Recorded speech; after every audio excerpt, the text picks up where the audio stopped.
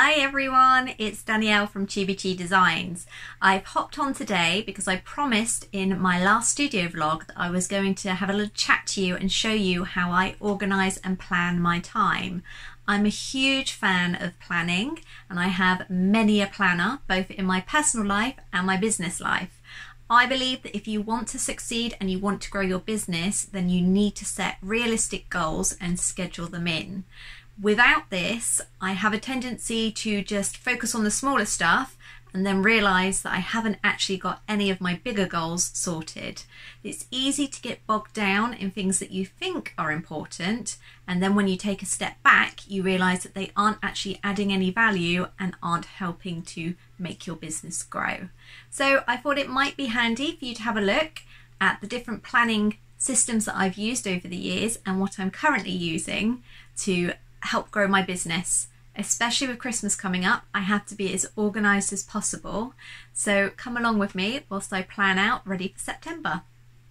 So my first formal business planner was all the way back in 2018, and it was the Maker's Yearbook by Nicola Taylor. I know that she is actually still running, and I know that there is a Maker's Yearbook for 2021, so definitely head over to her page if you'd like to see some more. The thing that I really liked about this planner was that at the beginning of the year there was a big review for the previous year. So you had to write in everything that you had learned, where you'd failed, how you wanted to grow, and set up goals for the following year. Then at the beginning and end of each month, you had a little review section. So it was lessons you learnt, health and well-being, which I think is something that is extremely important and is often overlooked when you have a small business. And it just went through throughout the year, but as you can see, I stopped using it, which wasn't great. I liked the fact that it had a monthly spread with notes down the side, and also each daily section, if I can find a daily section, had a space for you to write in your top 3 things to do today. But I felt that this was a bit of a wasted space. It just seemed there was a lot of border area that could be better utilised. I just found that towards the end of the year I wasn't using it for the reviews. It kind of felt that this was more of a generic business planner. It wasn't very niche, and at the time I didn't have things like email subscribers, which there was great big emphasis on in this planner. So I began to feel that this wasn't such a great fit for me, which was why I wasn't using it to its full potential, which meant that for 2019 I needed to find something new. And that something new was the Craft Sellers Annual Planner made by the very talented Rebecca Hunter of MTO Stickers. Unlike the previous one, Rebecca is an online seller and Etsy seller herself, so this one was much more geared towards the creative online retail market. So similar to all the planners, there's obviously a year overview, and unlike the other planners that I've come across, Rebecca had done something absolutely amazing. She has gone through and put in each key retail date with a plan of action for making sure that you are ready to launch for that key retail date. And for me, I have a habit of getting to a week before an actual date and realising that I haven't made anything, or I haven't uploaded anything or updated inventory or SEO. So this was fantastic. There was also a social media tracker, which I did find really helpful.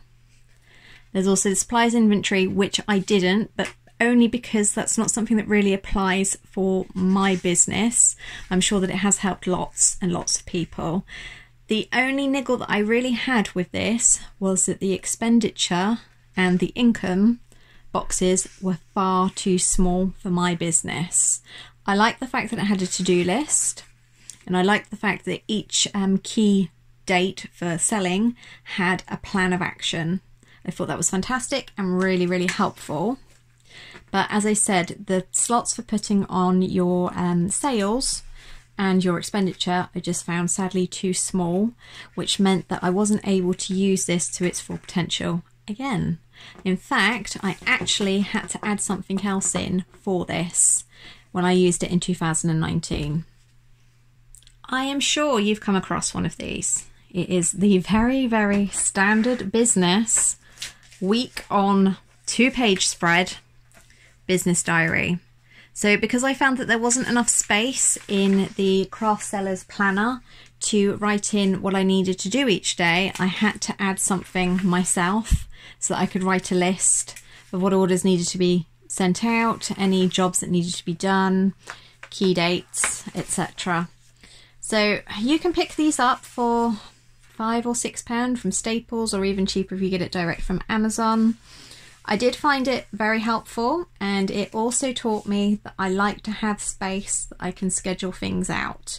And towards the end of the year, I started doing this, which was basically chunking out all of my time, finding out what I needed to do, what jobs had to be done, and then scheduling it in, including a break. Because how many of us work through the day and realise that you haven't had anything to eat or drink and you've just not really had some good self-care that day? It's really important to schedule in breaks because you're not able to concentrate unless you take regular breaks. So as you can see, I started using it more and more. I didn't always schedule my time in, but it certainly was getting used, and it would have been helpful to have had this space in the Craft Sellers Planner. But I obviously understand that that's not possible, and it could be that I am a medium-sized Etsy shop. So perhaps that's geared more towards a smaller scale, or perhaps it is geared for using with multiple planners like I did. So you may be wondering where I actually write my orders. So it's definitely not fancy, but it does the job, and I really like it. I have just a plain ring binder, and I use a lever arch one so that I can put several years worth of sales data in, because it's really handy being able to flick forth to see how many I had this time last year and previous years. So I have these simple order list trackers that I made, and it has the date, the buyer's initials, just to make sure that we are GDPR compliant. I just use initials for anything that is written down, the item, the platform it was sold on, the date that it's needed, and then the costing, and then at the end the sent, whether or not it's been sent. I also, once it's been sent, mark it off by colour coding whether it's been sold via Facebook, Etsy or Amazon Handmade. So this just means that because I have the date needed, I can tally it all in quite easily, and I will now show you how I plan for my months. This is a happy planner, very aptly named because it does indeed make me happy. So this isn't a business planner, it is a generic personal planner, but it's one that I've utilised to make a business planner for myself. So just like all the other planners, this one has a monthly spread where you can write in important bits and pieces, such as on the 10th of February, decide on Easter items, order any supplies for Easter. But I've also written in social media prompts. So send a card to a friend day, which is obviously quite apt for my business, and it's just in case I can't think of anything to send out on that day for social media. I've made an editorial which just gives me a few prompts so I can join in and hopefully generate a buzz. So similar to the other ones, it has space to write down everything that's happening that day. So I use the 3-box system. The top box is usually written in the orders that are due out for that day. The middle box is for the actual timetable for that day, or if I'm not working for any reason, such as on the Tuesday the 11th, I was actually at my other business being a dental nurse. And then the final box is usually for reminders or notes. Then I use the side box here to write down what I have to do for that week. So there is obviously the monthly space there so that I can write down all the goals and then just schedule them in each week and carry anything over that wasn't completed to the next week. So I think this system works really well for me. Next year, I've decided that I'm going to add in a few more reviews to kind of check in with myself to see where I am for the business and just make some edits throughout the year. But so far, this is working really well for me. It's something that I'm enjoying, and I thought you would like to see me schedule in for September. Okay, I have just taken some time off, which means that August was a bit of a washout. I didn't complete anything on the task list, so it means that I am very much playing catch up now. So I will start off by going back to my August monthly spread and checking what I hadn't actually done. So I was supposed to finish up some Christmas designs that I hadn't finished from July. I'm sure you're sensing a theme here. So that is definitely a priority. I already have some customers asking for them, and I don't have any new designs to show them yet. So there are some things that I did do that haven't been checked off.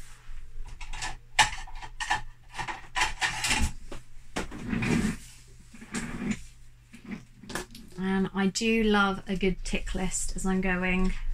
So I apologise if I knock into the camera, but let's just see how we get on. So I will probably, see, there we go, sorry. I'd probably start by going through August to see what I did and what I didn't do. So I haven't photographed my Christmas items. I certainly haven't listed them. I did do my basic witch makeup bag and I did photograph it. I didn't list it. Haven't listed that. Didn't do that. No, no, no, no, no, no, no. Aha! I'm actually doing that one right now. Oh dear. Okay. So there's quite a bit there that I hadn't completed, but I took 2 and a bit weeks off, which is why I'm so behind. So I would then, after I've checked to see what has been done and what hasn't, write in what I have to carry over. So definitely need to get on with the Christmas items because we are fast approaching.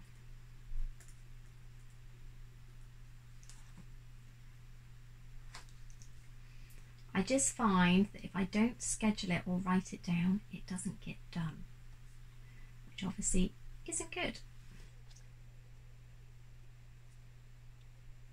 Okay, so as you can see on the month here, the editorial part is telling me that I've got quite a few possibilities.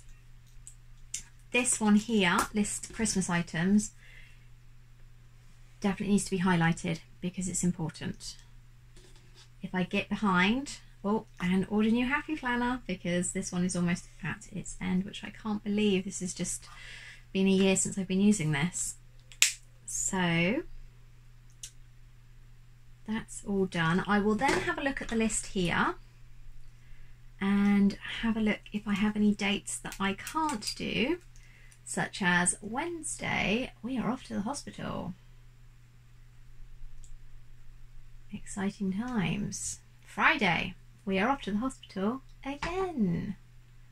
The joys of having a very poorly husband means that my work week is never the same each week.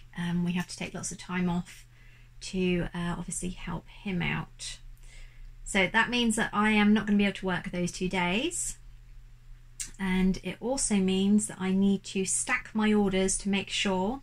We're on lockdown at the moment again because of these hospital visits. Without going into too much detail, we've had to self-isolate again for a couple of weeks before my husband goes in on the 4th. So my mum has very, very kindly agreed to take post for me this week on Tuesday and Friday. So that means that I have to be aware of that when I'm scheduling in my orders to make sure that nothing is overdue and is ready to go for Tuesday and Friday. So once I've kind of had a look through there, I will move on to the first week, and I know that I need to do my social media trackers.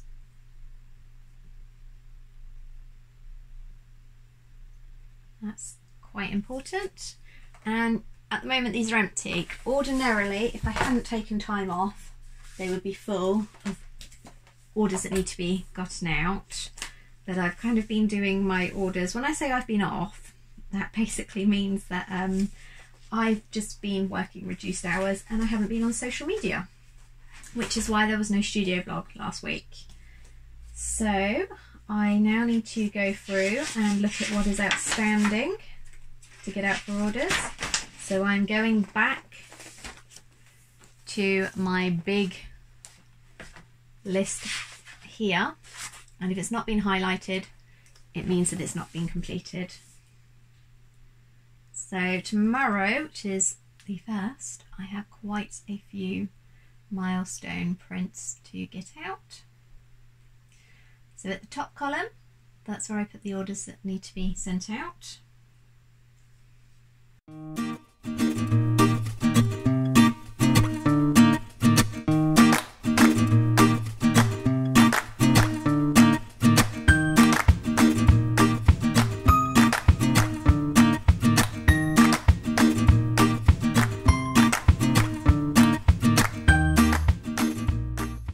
Okay, so that's it. I've scheduled in everything at the top, and then down here I usually put orders for supplies. Now I know that I need to check my glitter card stock because I'm really low, so that will be a priority to do tomorrow. And I'm also running low on packing tape, so there we go, that also needs doing. So throughout the week I'll just add on here when I think of anything that needs to be ordered. So going back to the monthly overview, I will then have a look for possible social media posts. And for next week, the only one that is coming up that I've put in the editorial is Charity Day. And I will have a little think on that and decide if I'd like to put a post related to that on Saturday or something else. I did actually see that there's a challenge running at the moment for small businesses, so I will probably do something there. But usually I would just, at the bottom of each day, put a little hashtag and then write in what the post is going to be. Oh, sorry.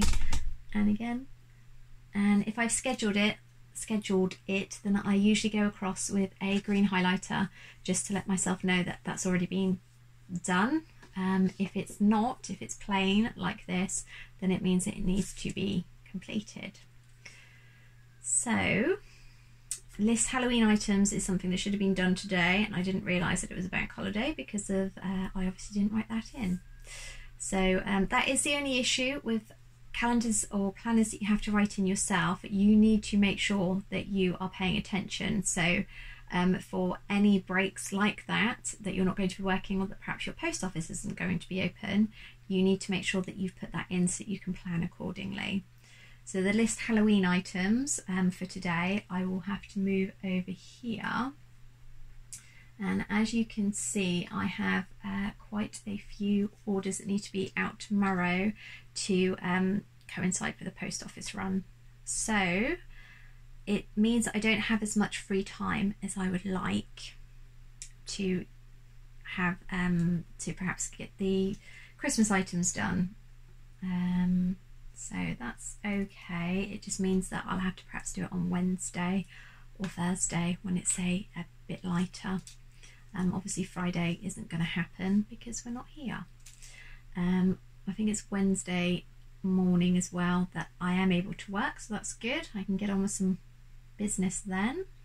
So as mentioned, I put in any jobs that I know that I need to do that perhaps haven't come up here, such as I know that I have another business associate that I need to respond to her emails, because while I was off she sent a few over and they need to be done.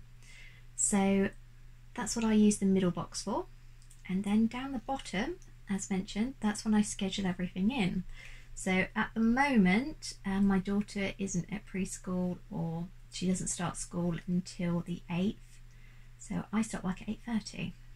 So I will have a look and try to estimate how long it's going to take me to get each order completed. And I don't know if you've noticed, but I batch my orders. It just means that it's easier when working if I can make all of one thing, and as orders come in throughout the week I will usually add to each section as well. I never plan out my day until the night before because it changes so often. So tomorrow 8:30 till 10 AM I will be printing, and then from 10 till 11 I will be doing makeup bags. I always try to schedule in 15 minutes for a break. It doesn't always start at 11 o'clock. It's usually much later because I'm usually running late. Although I try to do my best to schedule times in correctly and not tell myself, oh yeah, I can get it done in only an hour, when I know for a fact it's going to be closer to 2. I run late. I think it's normal. I think most people do. Sometimes I'll buffer in. If I've got a really heavy day, I will block out half an hour for catch-up time. But tomorrow's not looking too badly, so I can probably get on with that. So then after break, 11:15 to 11:45 will be to package up all the orders. And then that leaves me before lunch with 45 minutes. So I think that for those 45 minutes, I am taking part in something called the 100-Day Challenge. And the challenge I have set for myself starting tomorrow, the 1st of September, is to sell 30 items on my website. My website isn't up and running yet, so each of the little jobs for that 100 days are to do with having my website up and running and getting everything up on there, promoted and everything else. So from 11:45 to 12:15 I will be working on that, and then from 12:15 to 12:30 I will be catching up. So I usually only schedule out my morning because at the moment I have my daughter in the afternoon, and it usually means that I can't get much work done. So I hope that you enjoyed that and that you found it useful. Everybody obviously works completely differently, and just because that works for me doesn't mean that it will work for you. I've just found over the years that this helps me to stay on target and to keep everything on track. And I can't deny I am a huge fan of ticking jobs off with my highlighter. Sometimes I'll even put things on that I've done just so that I can tick them off and kind of get that good start to the day in. If you've got any comments or tips or tricks on how to be more productive, then please do share them down below, because I always love to hear new bits and pieces that I'm perhaps not doing yet that I could try. And if you've got any questions, then again, just leave them down below and I'll get back to you. If you have enjoyed this video, please do give it a like. If you'd like to see more videos like this from me, then definitely subscribe and hit the little bell icon so that you're notified each time I release a new video. Thank you so much for joining me, and I will catch you next time. Bye!